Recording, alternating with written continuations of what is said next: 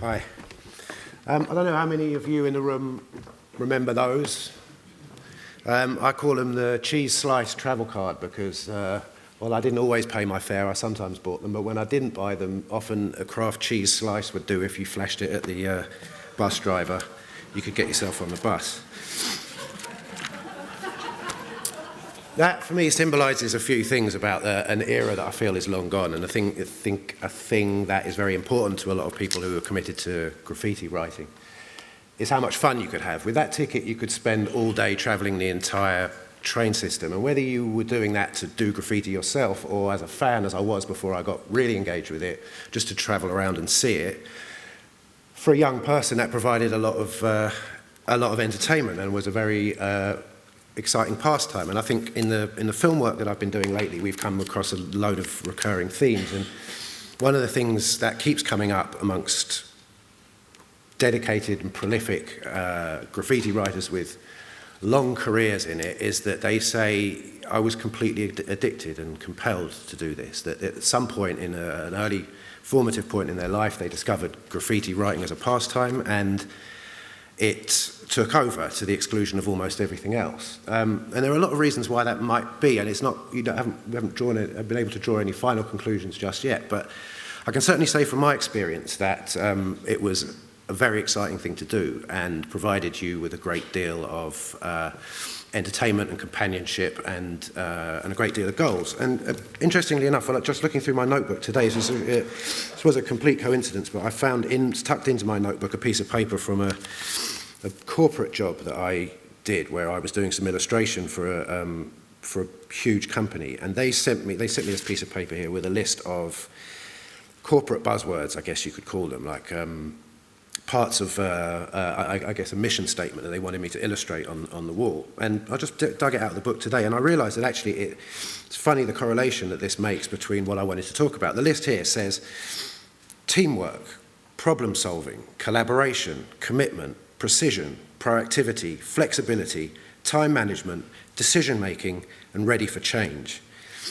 I think all of those qualities are things that graffiti writers, such as the people I met along the way, were able to pick up on in some way and to enhance their lives as a result. I think these are very important skills that you need to survive in the modern world, especially in the modern world of business or whatever area of adult life you choose to go into once you, as Ben Ein said, get bored of graffiti and grow out of it, which you may or may not do at an early or later stage. But it struck me that it has struck me for a while that the current policy of jailing graffiti writers robs them of the further development of a lot of these skills. And I think their development is stunted to a great deal by a jail sentence. And friends of mine who have been given jail sentences for graffiti and have sat through the months and the years that they've done have said to me things like, it lasts much, much longer than the years that you do and the months that you do.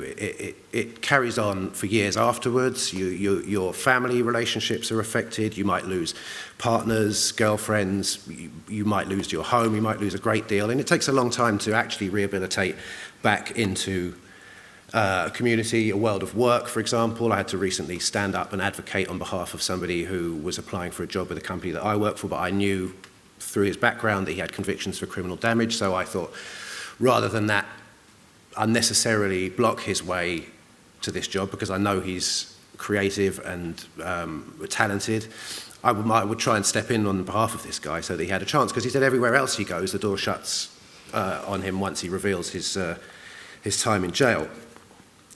I think this has been borne out by a number of things. I think that all these qualities that people can achieve through graffiti writing. I mean, I'm going to put the art to one side for a second because that's that's art, and I don't believe that anybody really in this room has the ability to decide what's of good quality, what's worth keeping, and what's not. But we can look at a long list of people. I mean, I suppose Goldie is like the most famous example of a British graffiti writer who went on to achieve global fame, and he talks a lot in in interviews about how the science that he applied into designing letters and paintings was something he was able to replicate in music. You know, that for him, painting was a lot about what you didn't paint as what you did, and it's the same way with music. I think there's lots of other examples. I have two friends of mine from Finland. One of them was a long-standing and very committed graffiti writer. Lots and lots of graffiti on trains all around the world. He's now one of the leading art directors in Finland. I mean, really, you know, one of the top ones. And one of his crewmates is the Finnish culture minister at the Finnish government. So I think you can see that, like, this is certainly people are able to develop into beyond graffiti and take those skills into something else that can be of great value to society. So it's my belief that to jail somebody for that, and to cut them off in their prime, if you like, and to force them and to make them endure that level of punishment is actually detrimental to society, and possibly, I believe, more detrimental than the graffiti that they have done in the first place and the perceived negative effect that might have. I think that the impact of that, of removing that person, a potentially positive contribution to society, is a detrimental thing. And I think that the only sensible punishment for me is to seek a community punishment for graffiti and not a custodial one, because in a community punishment you are actually able to provide some kind of restitution, which means you're actually putting something back in some way.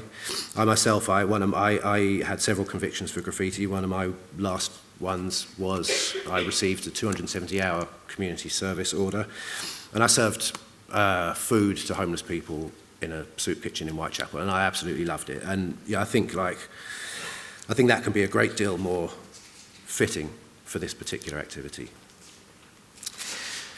I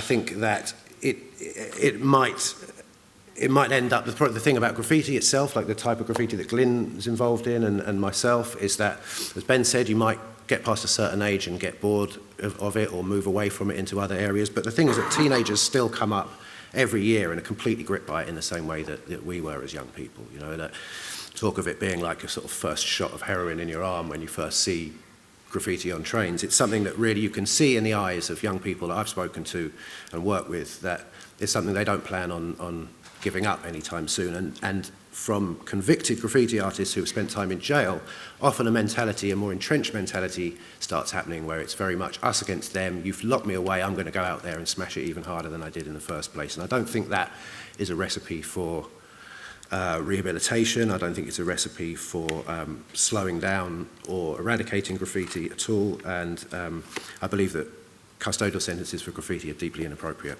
And that concludes my talk.